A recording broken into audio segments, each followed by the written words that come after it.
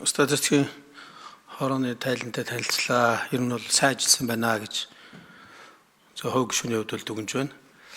Ялангуяа малын тоолоход бас дронуудаар ашиглаад шинэлэг технологи ашиглаад явж байгаа юм байна. Бас энэний гол нь ийм технологи ашигласны үр дүнд одоо өмнө гардаг байсан зардлыг одоо ямар хэмжээгээр бууруулсан юм бэ те. Энэ талаараа бас мэдээлэл өгвөл сонирхолтой байна. За хоёрдугаар болохоор бол энэ үндэсний статистикийн хорооноос энэ салбар хоорондын тэнцэл нөөц ашиглалтын өснөлт гэдэг энэ мэдээллийг 5 жил тутамд гаргадаг юм байна. Гэтэл бид нар одоо Монгол улсын уулуурхаан бус зөвхөн уулуурхаас хамааралтай эдийн засгийн бүтцээ өөрчлөё гэж бодоод байдаг. Тэгэхээр энэ уулуурхаан бус бусад салбараа одоо хэмждэг энэ ажлыг бол нэлээд богино хугацааны давтамжтай хийх шаардлагатай болов уу гэж харж байгаа. Тэгэхээр энэ ажлыг хийхэд одоо 5 жил биш одоо 2 жил тутамд байдаг юм уу? Хийхэд энэ хэдийн хэмжээний одоо зардал мөнгөний асуудал гардаг вэ? Энийг одоо бас бид нар эдийн засгийн байнгын орооны хувьд бол ялангуяа энэ эдийн засгийнхаа макро эдийн засгийн асуудлыг хэмжихийн тулд ийм өөрчлөлтийг бол хийх ёстой болов уу гэж бодож байна. Тэгэхээр энийг энэ асуултанд хариулах сайн байна. За 3 дугаар болохоор бол энэ яамдын бүтцэд бол энэ хуулиараа статистикийн тухай хуулиараа бол статистикийн хэрэгжилтийг хангах ёстой юм нэгж байх ёстой гэдэг. Гэтэл одоо өнөөдөр 2024 оны байдлаар зөвхөн 4 яамд одоо статистикийн асуудал хариуцсан нэгж байдаг тухай бол энэ улсын хурлын хамгийн газрын тайлан дээр бас орсон байна л да. Тэгэхээр энэ тал дээр ер нь одоо яамдууд энэ статистикийн нэгж байхгүй байсны улмаас үндэсний статистикийн хорооны ажилд одоо ямар хэмжээний бэрхшээл хүндрэл учруулж байгаа вэ? Энэ талаар мэдээлэл өгөөч. За ажлын хэсгийн 3 дугаар микро. За эрхэм гишүүн Соронзон болдын асуултанд хариулъя. За Монгол Улсын хэмжээнд мал тоолго 1961 оноос хойш ерөн зохион байгуулж байгаа. За мал тоолгыг жил болгоны 12 сарын 7-оос 17-ны өдрүүдэд орон нутагт 21 аймаг 9 дүүрэгт нийтдээ 12,000-аас 15,000 албаагчид ажиллаад тоолгын ажлыг зохион байгуулдаг. Маш их одоо хүн хүч, цаг хугацаа, хөрөнгө мөнгө одоо зарцуулдаг юм ажил байгаа. За үндэсний статистикийн хорооны төсвөөс шууд гардаг зардал нь 160 сая төгрөг. За орон нутгийн төсвүүдийг улсын хэмжээнд нийтэд нь авч үзэх юм бол 900 сая төгрөгийн зардал гардаг ийм ажил байгаа. За энэний дээр бол бас эдийн засгийн хувьд бол одоо 12,000 албаагчийн 10 өдрийн ажил зарцуулагдж байгаа гэдэг утгаар бол нэлээд бас их хүн хүч зарцуулдаг ийм хүндрэлтэй ажил байгаа. За энийг бид 2022 оноос хойш ер нь технологи шилжүүлэх талаар бол маш их олон арга хэмжээнүүдийг авч хэрэгжүүлж байгаа. За нэгдүгээр төвөөр жил болгон одоо мал тоологдож байгаа 240 гаруй мянган малчин үрхийн тоолгын мэдээлэл 2022 оноос хойш мессежээр одоо мэдээллийг хөөж баталгаажуулдаг болж байгаа. За дээрэс нь бид нар 2023 оноос эхлээд хүн сүтэ аж ахуйн хөнгөн үйлдвэрийн яамтай хамтраад энэ тоолгын мэдээллийг цаашдаа цахим шилжүүлэх буюу малын үндэсний бүртгэлийн нэгдсэн систем рүү шилжүүлэх ажлыг ингээ 23-24 онд бэлтгэл хангаад ажиллаа явж байгаа. За дээрэс нь бид бас орон зай мэдээлэл буюу сансрын зураг ашиглаад энэ малыг тоолох төр боломжийг нодлон туршилтаар судалгаа гаргахад бол Архангай аймгийн хэмжээнд бид хийхэд бол бод мал дээр оновчлол 81.6%-тай. За дээрэс нь малчин үрхийн одоо гэр байшинг тоолохын оновчлол бол 96-аас 98% оновчлолтой цаашдаа бол ашиглаж болох юм а гэдэг ийм дүгнэлт гарсан. Гэхдээ энэ дээр нэг зүйл гарч байгаа нь юу гэхээр бид илүү наривчлалтай бог мал дээр ашиглах юм бол бас гадаад улсаас сансрын зураг худалдаж авах юм эрсдэл гарч байгаа. За тийм учраас бидний одоогийн төлөвлөгөө бол энэ хөдөө аж ахуйн яам дээр хөгжүүлээд байгаа энэ малын үндэсний бүртгэлийн нэгдсэн системийг цаашдаа нэгэнт сум болгон дээр хөдөө аж ахуйн тасаг байгаа учраас энийг одоо ашиглаад малын тоолгоо явуулъя гэдэг ийм төлөвлөгөөтэй ажиллаж байгаа. За ингэж чадах юм бол бид нар өвөл болгон 10 хоног одоо энэ нийт орон даяар энэ албаагчдыг одоо 10 хоног ажилуулж энэ ажлыг бол одоо хөнгөвчлөх юм байна.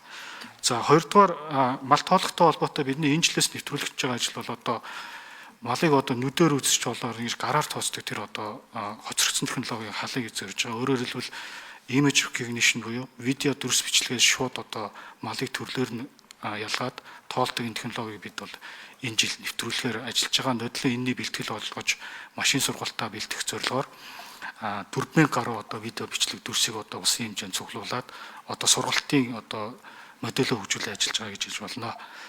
За хоёрдугаар асуултын өрөөнд бол Соронзон болд гишүүний хэлдэг бол яг үнэн 5 жилийн хугацаатай бид нар ингээ эдийн засгийн суурь бүтцээ тооцоогоо шинжилээд байх нь бол одоо бас хангалттай байдаг. Бид энэ жил одоо хийх гэж байгаа нэг ажлыг өгөхөөр нөлөөллийн төсвийн хилцүүлэг дээр бас байнгын орны гишүүд асуужсан. Жил болгон эдийн засгийн суурьа шинжилдэг энэ хэлхээ индекс рүү шилжиж байгаа. За тэгээд ирэх юм бол манай эдийн засгт гарч байгаа энэ бүтцийн өөрчлөлтийг бид нэр жил болгон илүү одоо оновчлолтойгоор тооцоолж чадаад статистикийн мэдээллийн чанар маань бол одоо энэ ирээр илүү одоо агцтай болно гэдэг ийм үр дүнтэй ажиллана гэж төлөвлөж байгаа. Энэ хүрээнд бол бид нэр салбар хоорондын тэнцэл, нөөц ашиглалтын хүснэгтийн судалгааг одоо яг энэ өдрүүдэд улсын хэмжээнд цомоогуулж байгаа. За 3 дугаарт яамдын бүтцэд одоо статистик нэгж байгаагаас гарч байгаа хүндрэл юу вэ гэхээр тухайн яамд төр хүний нөөцийн эргэлт хит өндөр байх нь тухайн яамдаас гарч байгаа статистик мэдээллийн чанарт бол суулт нөлөөлдөг. За бидний зүгээс авж байгаа арга хэмжээ бол одоо сургалтад анхаарах, байнга одоо тухайн яамдууд дээр За гүйцэж харуулъя. 3 дугаар микрофон ажиллаж. За тэгээд яг одоо бидний байгаа мэдээлэл бол боловсролын яам, зантай яам, хот байгуул, барилга, орон суучлалт яам, соёлын яам, хүнс үтэйч хөнгөн үйлдвэрийн яам дээр бол одоо тусдаа статистикийн нэгжүүд бол бэлэн байгаа. За бусдын яамнууд дээр бол одоо яг хариуцсан нэгжүүд бол байхгүй байгаа. За бид түрүү бас танилцуулга дээр хэллээ. Статистикийн тухай хуулийн шинжилсэн найруулгын төслийг бид сүүлийн 2 жилийн хугацаанд олон улсын байгууллага, төрийн бусд байгууллагуудтай хамтраад босруулаад ажиллаж байгаа. Энэ дээр одоо гарах гол бидний зорж байгаа өөрчлөлт юу вэ гэхээр ер нь энэ статистикийг хэрэглэгчдийн эрэлтээр үндэсний хэлбэрээр одоо босруулдаг болъё гэдэг энэ зорилтыг тавиад ажиллаж байгаа. Улсын хурлын хийсэн үндэсний статистикийн орон дээр ирсэн хяналт шалгалтын тайлан дээр ч гэсэн байгаа. Ер нь хуулийн дээр бүх үзүүлэлтээ заах биш, нийгмийн хөгжил, эдийн засгийн хөгжил өөрчлөгдөх тусам энд шаардлагатай статистик мэдээллийг бол бид нэр тухай бүртэнд гаргаж явах.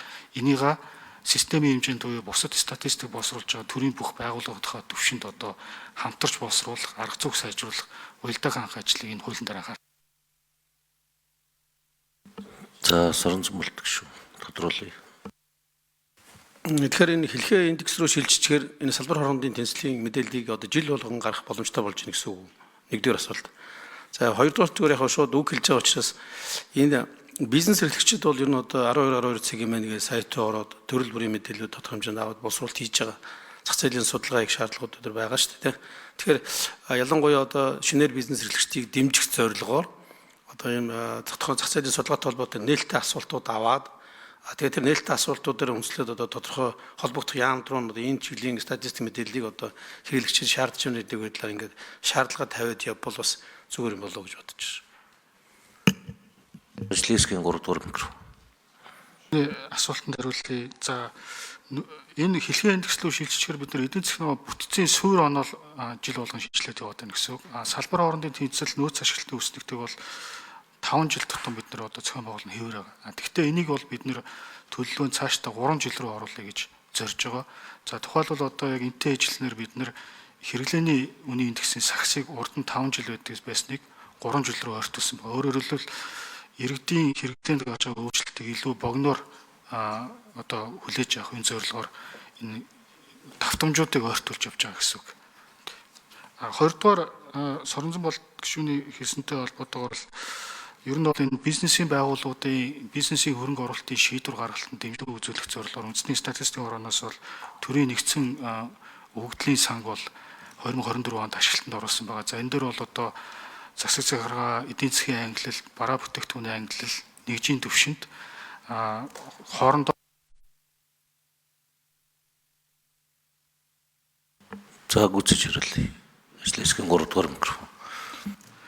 энэ дээр бид бас бизнесийн байгууллагуудад мэдээллийг бас илүү түргэн шударгаар өргөх, нарийн хэмжээст өгөх зорилгоор төрийн нэгдсэн өгөгдлийн санг 2024 оны 5 дугаар сард ашиглалтанд оруулсан байгаа. Data цэг, NSO цэг юм байна гэдэг энэ сайт байна.